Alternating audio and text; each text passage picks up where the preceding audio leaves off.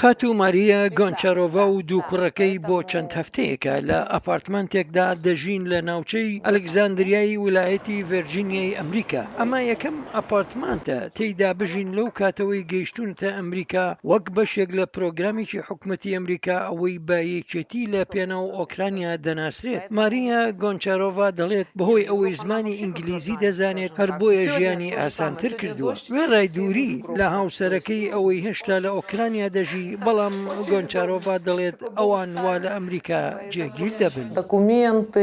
دەبوو خەریکی مامەڵەی بەڵگەنامە بم و کارتی کۆمەڵایەتی وەرگرم. هەروەها منداڵەکانم لە خوێندگە ناونووس بکەم. هەموو ئەمانە 2 مانگی خایند. بەڵام بە تێپەڕبوونی کەمێک کات کارەکان و ئاسانتر دەبن و ڕادین. منداڵەکان دووبارە دەستیان بە خوێندن کردووە.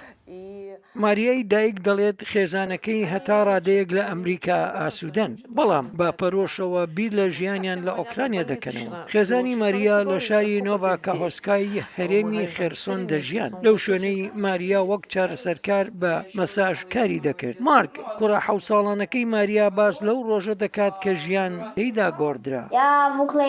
من لە ئوکراینیا زۆر دڵخۆش بووم، بەڵام لە نەکاودا جەنگ دەستی پێکرد. دایکم و باوکم منیان خەبەر کردەوە. گوێم لێ هیچ نەبوو. کاتێک لە خەو هەستام جانتای جلم بەدی کرد. وام زانی دەچین بۆ شوێنێک، بەڵام دایکم گوتی جەنگ دەستی پێکرد. ستیفانی تەمەن 13 ساڵان بیری پەشۆکاوی ئەو ڕۆژەی دێتەوە یاد.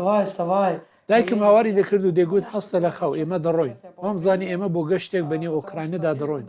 وام زانی دایک و باوکم بۆ گەشتێک ئامادەمان دەکەن. بەڵام نەخێر بۆ گەشتکردن نەبوو، بەڵکو بۆمان دەرکەوت جەنگ وا دەست پێکردو.